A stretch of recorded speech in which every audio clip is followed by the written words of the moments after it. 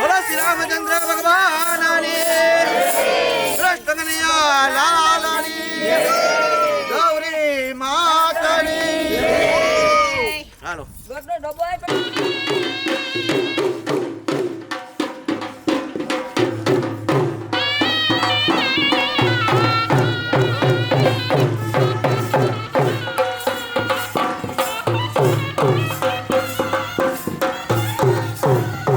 बंगला बाहर जी निकले व्यवस्थित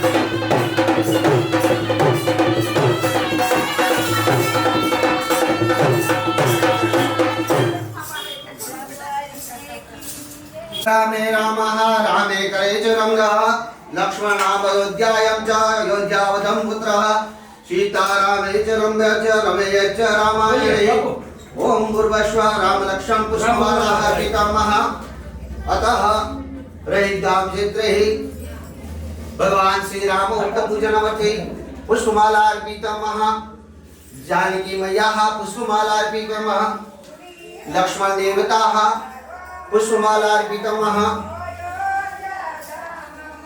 हनुमन्ते पुष्पमाला अर्पितं मनोजवं मारुतुल्यवेगं जितेन्द्रिय बुद्धिमतां वरिष्ठं वातात्मजमारोग्यमुख्यं क्षेत्र पुष्पांजलि अर्पितं दानं समर्पयामि। भगवान रामचंद्र हे प्रभु आज रोज समस्त रहिजापति અમે તમારા ચરણોની અંદર તમારી રામ કથા જે તમારા ચરણોમાં અર્પણ કરીએ તેનો પ્રેમપૂર્વક સ્વીકાર કરજો। જાણતા જાણતા અમારાથી કોઈ વાર વાદદોષ થાય તો અમને ક્ષમા કરજો। આજે પૃથ્વી યાત્રા તમારા ચરણોમાં આવ્યા છે તેનો તમે પ્રેમપૂર્વક સ્વીકાર કરો। મંત્ર પુષ્પાંજલિ સમર્પયામિ।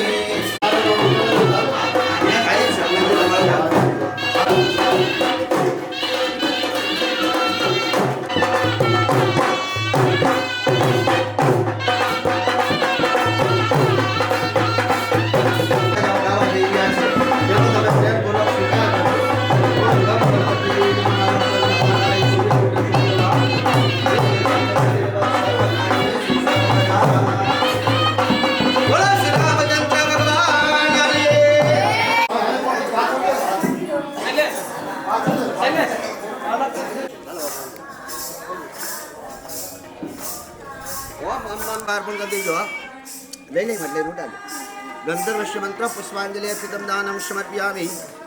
माँ भवानी ने कहेવાનું કે હે ભવાની તમારા સાનિધ્યની અંદર પ્રભુ રામચંદ્રનું ગુણગાન ગાવામાં જઈ રહ્યા છે। આપની શક્તિ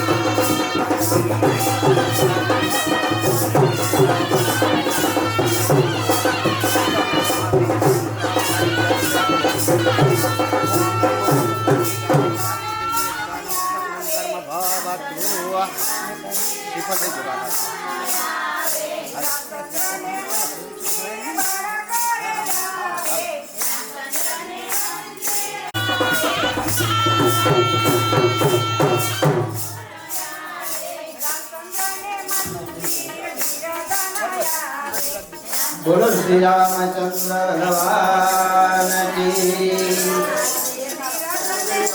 आपका અહોભાગ્ય કે રેજ ગામની અંદર આપણે આજે રામકથાનું શ્રવણ કરવા જઈ રહ્યા છીએ। તો રામકથા આપણે ત્યાં અત્યારે આખા દેશની અંદર, ભારતની અંદર જ નહીં પરંતુ વિશ્વની અંદર પ્રભુ શ્રી રામ આવી રહ્યા છે તેના વધામણા કરવા માટે આખું વિશ્વ એકત્ર થઈ રહ્યું છે। સનાતનીઓ જે દેશની અંદર છે તે દેશની અંદર સર્વ લોકો પ્રભુ રામના ગુણગાન ગાવા માટે તત્પર બની રહ્યા છે। ત્યારે આના પૂજિત અક્ષત કુંભ આપણા રેજ ગામમાં 5 તારીખે આવ્યા અને 8 તારીખે ખાલી એક વિચાર આવ્યો કે આપણે રામ મંદિરે રામકથા કરી હોય તો ને વિચારને આપણે ખાલી 5 દિવસની અંદર દીપાવવા માટે આ બધા તૈયાર થઈ ગયા।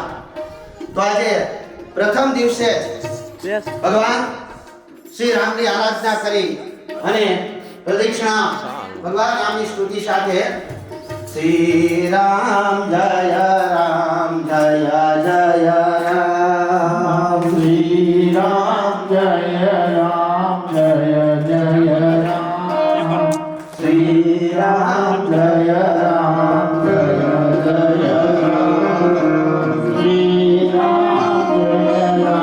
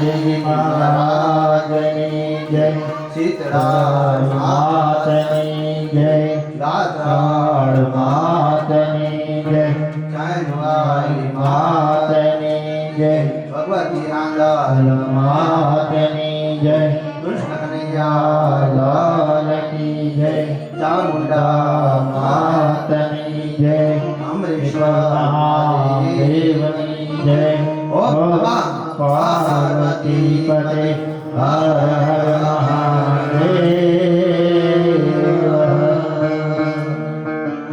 ભાગ્ય કે આપણે ભગવાન રામના ચરણોની અંદર રામની જ ગુણગાથા જવા માટે જઈ રહ્યા છીએ.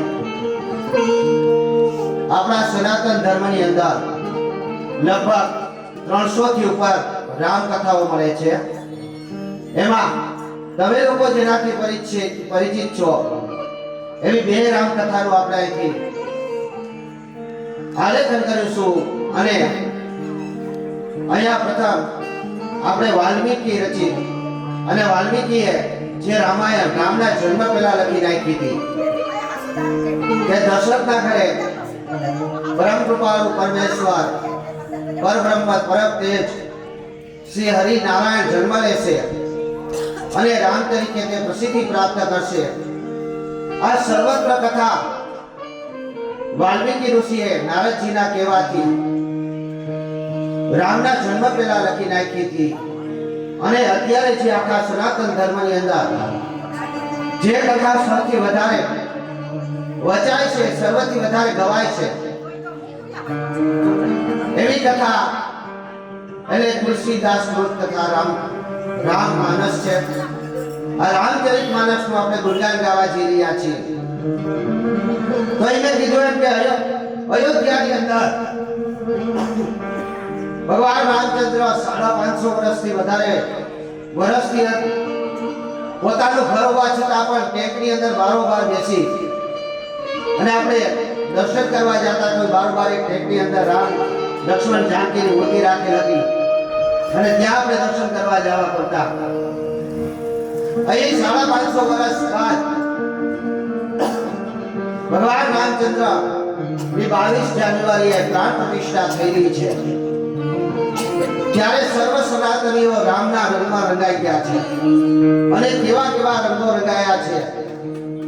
કોઈ એને 150 ફૂટની અગરબત્તી બનાવીને મોકલે છે, કોઈ 500 કિલોના નગારા બનાવીને મોકલે છે.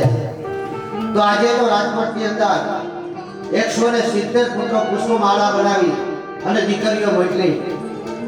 અહીં રૈદારની અંદર પણ રામની કૃપા થઈ. અને જો વારે કરી હું મારી દરેક કથાની અંદર કહું છું કે રામની કૃપા ન થાય તો તમે કાંઈ કરી શકો નહીં. જે રીતે અયોધ્યા નું આપણે વર્ણન કરીએ તો એની સમીપ જ આપણું રૈત ગામ છે. આપણી આઈને કાંઈક બનાવ આપણે જેના સાનિધ્યની અંદર અત્યારે કર્મ કરવા જઈ રહ્યા છીએ. રામકથાનું પાવન કરવા આપણે જઈ રહ્યા છીએ. રામકથાનું શ્રવણ કરવા જઈ રહ્યા છીએ. રામરૂપી ગંગામાં સ્નાન કરવા માટે જઈ રહ્યા છીએ. ત્યારે એક વિચાર કરો અને જૂની વાતોને યાદ કરો તો તમને યાદ આવે કે આપણે પણ ખરેખર આ અયોધ્યામાં જે બનાવ બન્યા એવા થોડા ઘણા એને મળતા જોડતા બનાવ આપણા દેશમાં પણ બન્યા છે. હવે તમને એમ વિચાર આવે કે રામને અયોધ્યાની આજે રહીચની આજે શું લેવા દેવા છે? ઘણું બધું છે. પ્રભુ રામ અહીં આપણે આજે આ વ્યાસપીઠ ઉપરથી બે વ્યક્તિઓને યાદ કરશું ખાસ કરીને.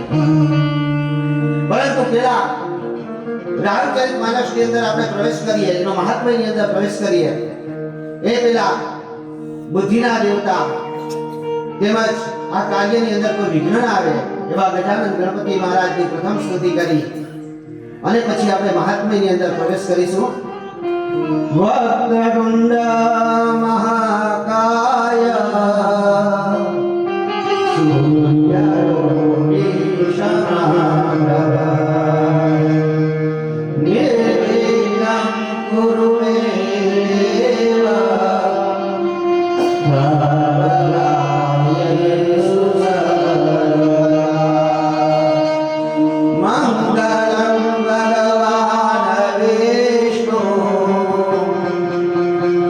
મંગલમ ગરુડા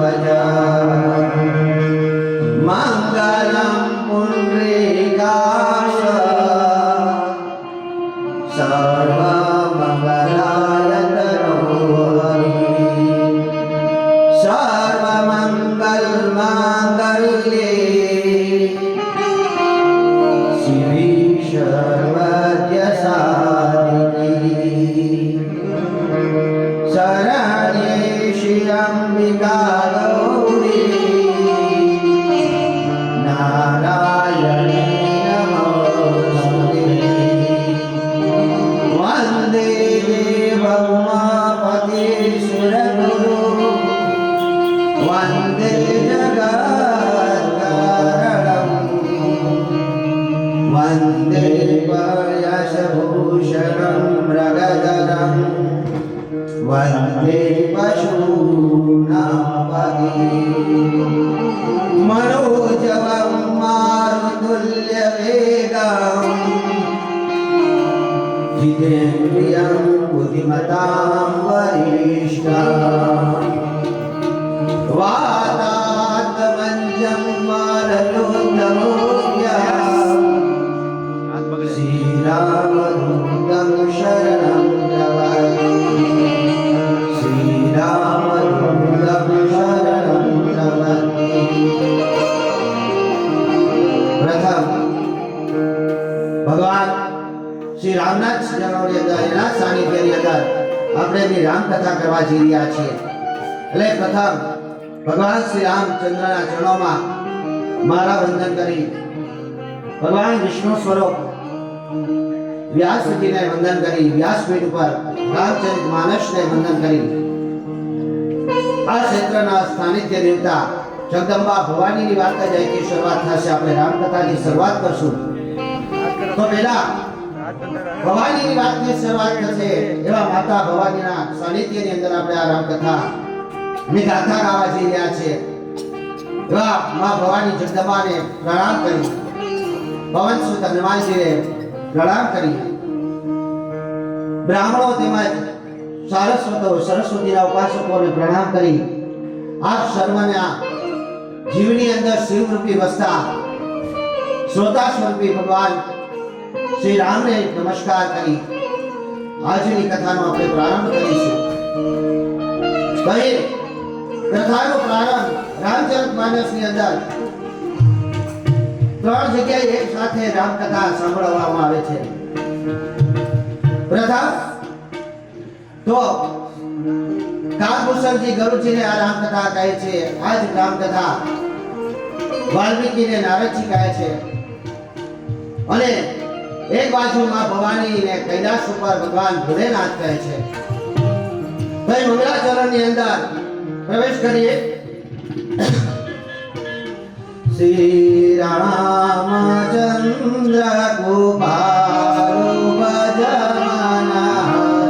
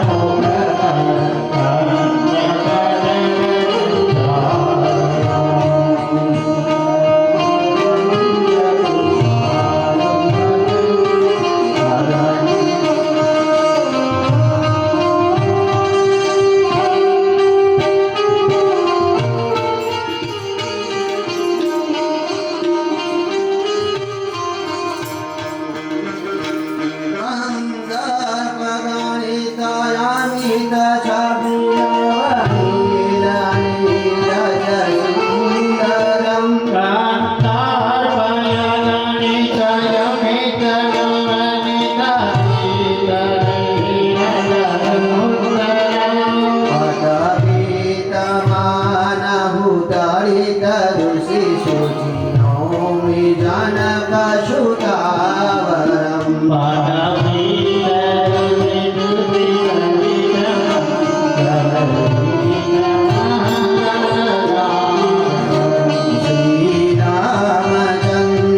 ગોપાલ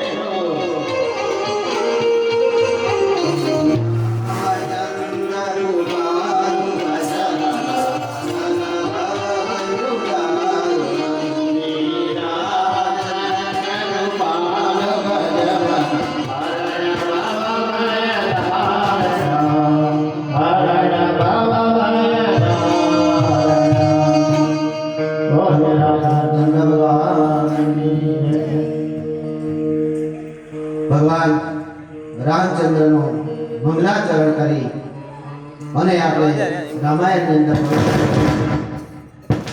રામકથાની શુભ શરૂઆત મેં કીધું એમ કે 3 જગ્યાએથી થાય છે. 3 જગ્યાએ અત્યારે રામકથા ગવાય છે અને આ રામકથા જ્યારે ગવાતી હોય ત્યારે પ્રથમ શ્રોતાઓ માટે અને વક્તાઓ માટે નિયમ બનાવવામાં આવ્યા છે. કેવા નિયમોની અંદર શ્રોતાએ રહેવું જોઈએ, કેવા નિયમોની અંદર વક્તાએ રહેવું જોઈએ અને કેટલી સજ્જનતાપૂર્વક એને સાધ્ય થાય એટલા માટે તત્પર રહેવું જોઈએ એની વાત કરવામાં આવી છે. પરંતુ એ યજ્ઞવાલ્મીજીને ભરદ્વાજ ઋષિ પ્રશ્ન કરે છે. જોગાનું જોગ મેં કહ્યું એમ કે આપણા ઘણા બધા સંજોગો બની રહ્યા છે. પેલા મેં તમને એવો પ્રશ્ન કર્યો કે શું અયોધ્યા સાથે આપણા રહીત ગામને કોઈ અહીંયા જેવા બનાવો અયોધ્યાની અંદર બન્યા એવા શું રહીત ગામની અંદર કઈ બન્યા છે? તો આપણે આ રામ મંદિર નિર્માણ કરવાની જે વાત કરી એનો જે લોકોએ શ્રોતાઓનો પહેલો ગુણ ના ચૂકો એટલે ભગવાન શ્રી રામચંદ્ર અયોધ્યાની અંદર જ્યારે વિરાજમાન થઈ રહ્યા છે ત્યારે આપણે માત્ર 5 દિવસની અંદર આ યુદ્ધની અંદર આપણે વાત કરી અને તરત જ બોલતા ઝીલી લીધું અને આપણે રામકથાનું આયોજન થઈ ગયું અને એમાં પણ આપણે એટલી બધી વિચાર પણ નહોતો, ખરેખર કલ્પના પણ નહોતી કે એટલું બધું સારું આયોજન આપણે કરી શકશું. અને હજી આજે પહેલો દિવસ છે, હજી ઘણા લોકો સુધી આ માહિતી પહોંચી પણ નથી કે રહીત ગામની અંદર રામકથા થઈ છે. કારણ કે આપણે કોઈને પ્રશ્ન કોઈ ફોન પણ કર્યા નથી કે મેસેજ પણ કર્યા નથી, પરંતુ ખાલી વોટ્સએપની અંદર સંદેશના માધ્યમથી બધાને કીધું કે ભાઈ આપણે રામકથાનું આયોજન કરી રહ્યા છે. અને હવે જે યાજ્ઞવલ્ક્ય વલ્ક્યજીને ભરદ્વાજજી પ્રશ્ન કરે છે કે પ્રભુ આ રામ કોણ છે? એક તો અવધ કુમાર, અવધના જે કુમાર છે એને તો ઓળખું છું, પરંતુ આ રામ ખરેખર જે રામ જેના શંકર ઉમાકાંત ભવાની સર્વસ્યમ જપેતમ નિરાગરા, જે નિરંતર ભગવાન ભોલેનાથજીનો જાપ કરી રહ્યા છે એ રામ કોણ છે? એ રામની કથા કહેવા માટે અહીં ભરદ્વાજ મુનિને જે યજ્ઞવાલ્ક્યજી કહે છે એ જ કથા આપણે અહીંથી શરૂઆત કરીશું. પરંતુ પહેલા હું તમને કહી દઉં કે આ રહીત ગામની અંદર પહેલું સ્વપ્ન જોવાનું અહીંથી બે જણાને પ્રથમ હું યાદ કરી લઈ, બે વ્યક્તિઓને. એક એવું નહીં કે મારા પિતાશ્રી છે એટલે, પરંતુ તેઓએ અહીં રામ મંદિર બનાવવાનું સપનું જોયું અને એને સાકાર કરવા માટે જે વ્યક્તિએ પોતાનું યોગદાન આપ્યું એ બે વ્યક્તિઓને અહીંથી યાદ કરવા છે. અને એમાં જ નહીં, પરંતુ આ રામકથા અમે તો ખાલી પાટલો માંડી કરવાની વિચાર કરતા હતા, પરંતુ આ રામકથા સારી રીતે કરો, તમે સાઉન્ડ સિસ્ટમ થી લઈ બધી વસ્તુ રાખો અને એને જે શીખ ફાળો આપ્યો એવા વ્યક્તિઓને આપણે યાદ કરવા જોઈએ. ભાઈ ગોરબાપાએ પેલા સપનું જોયું અને જો રામ મંદિર સાથે અયોધ્યાની સાથે આપણા શું તાલમેલ બેઠા છે એ તમે કદાચ કલ્પના નહીં કરી શકો, પરંતુ જે મોટા લોકો છે ને રામ મંદિરનો પેલો પાયો જ્યારે નખાલો હતો એમાં શું બન્યું, ક્યારે રામ મંદિર બન્યું, કઈ રીતે મૂર્તિ પ્રતિષ્ઠા થાય અને અહીંયા શું રામ કથાનું આયોજન થયું હતું કે નહીં, તમે કદાચ વિસરી ગયા હોય, પરંતુ મારા મગજની અંદર આજ આ વાત આવી ગઈ એટલે પહેલા હું એ વાત લઈ લઉં. અહીંયા આપણે પેલા પૂજ્ય ત્રિલોકનાથજી બાપુના હસ્તે ગોરબાપાએ અહીં ભૂમિપૂજન કર્યું, ગામ સર્વે સાથ આપ્યો, પરંતુ કદાચ રામની ઈચ્છા નહીં હોય, રામની ઈચ્છા નહીં હોય કદાચ, એટલે 14 વર્ષ ફીટ જોજો ગણજો, એક જેટલી 14 વર્ષ જે તિથિએ રામ મંદિરનો ત્રિલોકનાથ બાપુના હસ્તે ભૂમિપૂજન કરવામાં આવ્યું હતું એ તિથિ આપણે રામ મંદિરનો પાયો નાખ્યો. એક પહેલો સંજોગ ન્યા બન્યો. બીજો સંજોગ, કઈ રામ મંદિર તો બની ગયું, પરંતુ રામ મંદિરમાં થોડોક નિર્માણની અંદર થોડુંક કઈ ઘટત હતું.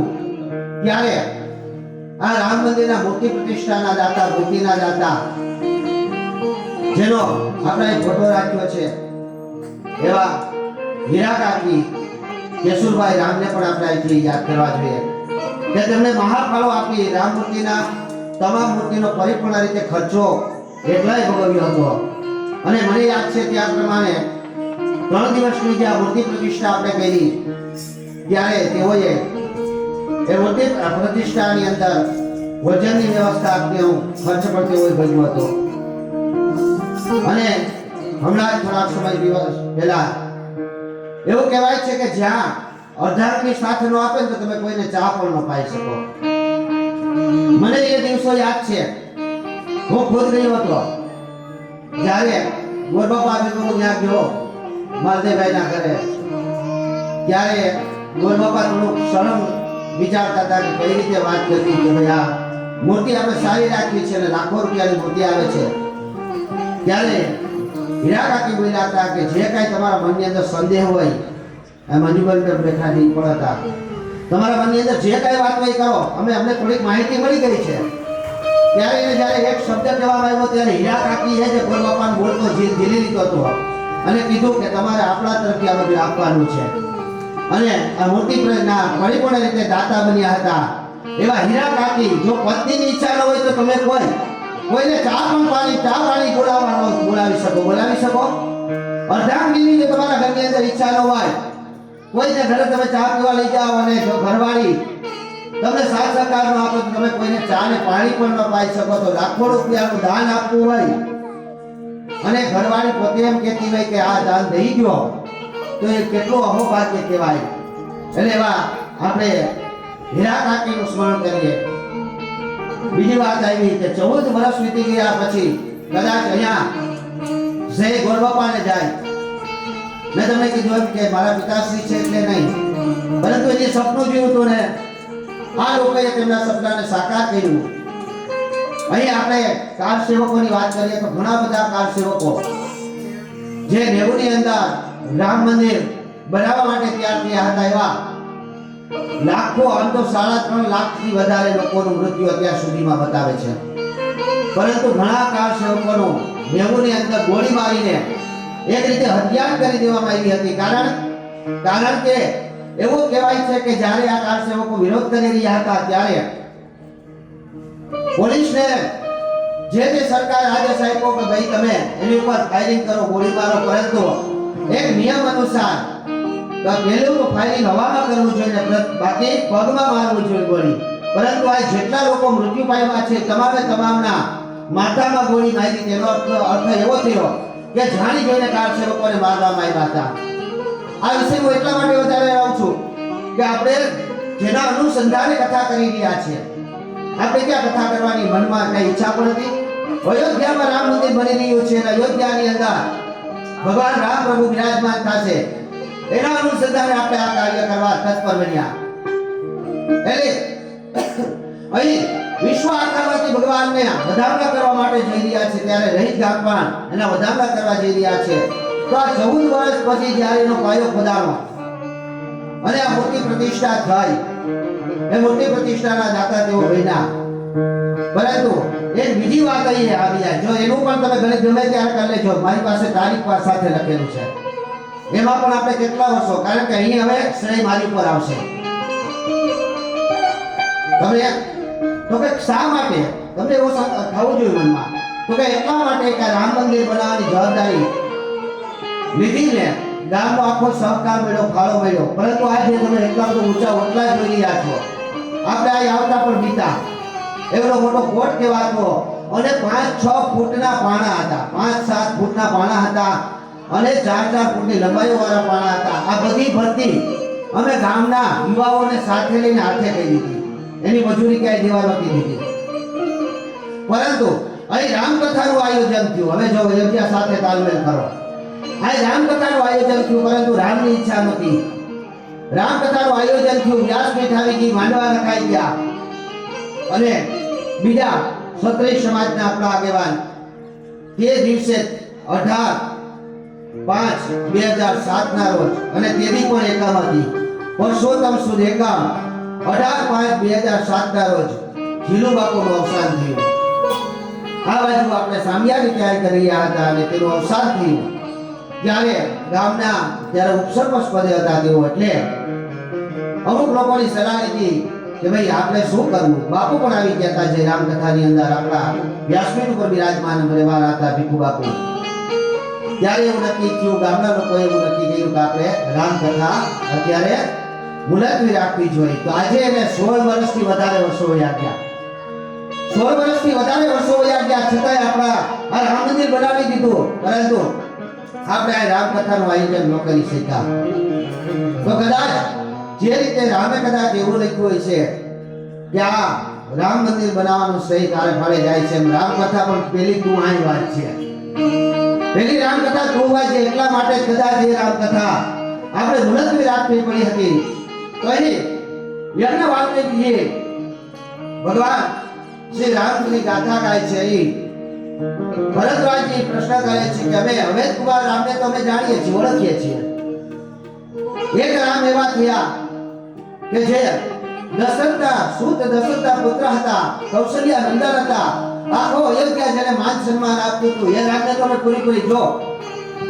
અહીં પ્રશ્ન થાય છે, ત્યારે પ્રશ્ન બે રીતે કરવામાં આવે છે. એક તો પરીક્ષા લેવા માટે પણ કોઈ પ્રશ્ન કરવાનો હોય, ને તમારામાં જાણવાની જિજ્ઞાસા હોય તો તમે પ્રશ્ન કરો. એક શિક્ષકને એનો વિદ્યાર્થી એવું પૂછે કે આ શું, તો એનામાં જાણવાની જિજ્ઞાસા હોય છે, એનામાં જાણવાની જિજ્ઞાસા છે એટલે પ્રશ્ન કર્યો. પરંતુ શિક્ષક જો વિદ્યાર્થીને પૂછે કે આને શું કહેવાય, આ કઈ રીતે થાય, તો એવું નથી કરવાનું કે શિક્ષકને નથી આવડતું. શિક્ષકને આવડે છે, એનું જ્ઞાન છે, પરંતુ શિક્ષક અહીં વિદ્યાર્થીની જિજ્ઞાસા જોઈને એની પરીક્ષા કરવા માંગે છે કે વિદ્યાર્થી કેવો અવર છે આની અંદર, વિદ્યાર્થી શું એનો સાચો જવાબ આપી છે કે નહીં.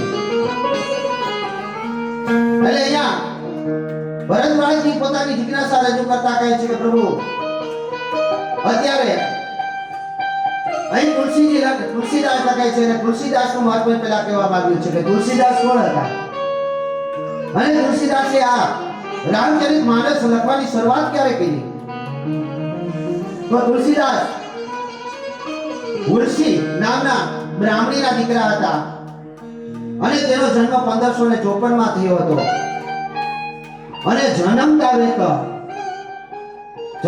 વેત તુલસીદાસ રામ બોલા હતા અને કેટલા 12 મહિના એની માના ગર્ભમાં રહ્યા હતા. 12 માસ એના માના પેટમાં રહ્યા અને 12 મહિને જ્યારે જન્મ થયો ત્યારે એક સામાન્ય બાળકની જેમ નહીં, પરંતુ 4 થી 5 વર્ષનું બાળક જેવડું હોય એવું એનું સ્વરૂપ હતું. એટલું જ નહીં, પરંતુ એના મુખની અંદર 32 દાંત ત્યારે હતા. આ જોઈ અને તુલસીના મનની અંદર એવું થાય છે કે આવું વિચિત્ર બાળક છે.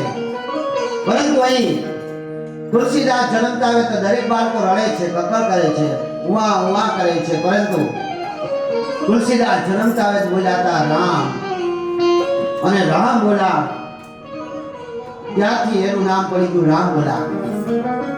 આ તુલસીદાસે વાલ્મીકીની પ્રેરણા લઈ અને તુલસીદાસે જે રામચરિતમાનસ ની રચના કરી છે. રામચરિતમાનસ ને અંદર 16 દોહા, ચોપાઈ, અને રામચરિતમાનસ છે તે કાવ્ય છે. રામ રસ છે એ પીવાનો છે. આપણે બધી કથાઓ વાર્તાની જેમ સાંભળી લઈએ તો આપણે રસ યાદ રહી જાય છે.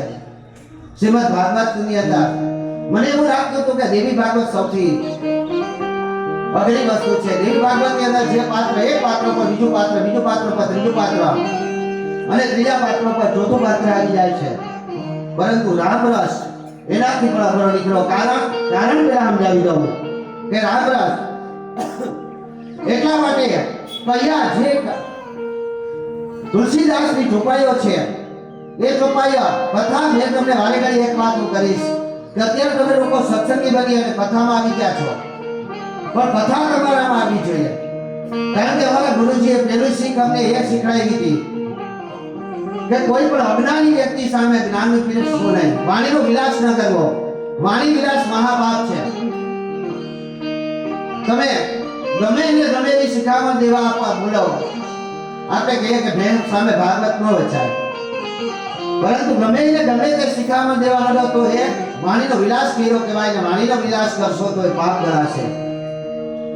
આથી આજે તમે કથામાં બેઠા છો, પરંતુ કથા તમારામાં બેસશે. રસ એટલે શું? તો કે રસ એટલે પહેલાના જમાનામાં એવું કહેવાતું કે આજે તમે જે રામ કથા, ભાગવત કથા, દેવી ભાગવત કથા, શિવ પુરાણ ગમે કથા સાંભળીને જાઓ, અને જે ઘરે જાય ત્યારે પુત્ર વધુ હોય એ માતા પિતાના પગ દબાવે અને એને વલવતા, કથાને વલવતા એને કહેવામાં આવતું. બેકગ્રાઉન્ડ ચાલુ રાખો ભાઈ, બોલ ન કરો. એટલે વલવતા, જેમ છાશને આપણે દહીંને વલવીએ અને એમાંથી છાશ નીકળે, એમાંથી માખણ નીકળે, એવી જ રીતે રાત્રે આ માતા પિતા પોતાના પુત્ર હોય, પુત્ર વધુને હોય, એને આ કહેતા કે આજે રામ કથામાં આવું થયું, આજે શિવ કથામાં આવું થયું, આવું પાત્ર હતું, આવું ચરિત્ર હતું, અને વલવતા એ જ્ઞાન પોતાના પુત્ર અને પુત્ર વધુને આપતા હતા. તો આ તમારે બધાને અત્યારે તત્પર થાય અને રામ રસ પીવાનો છે. ને કેવો રામ રસ પીવાનો છે? રામ રસ એ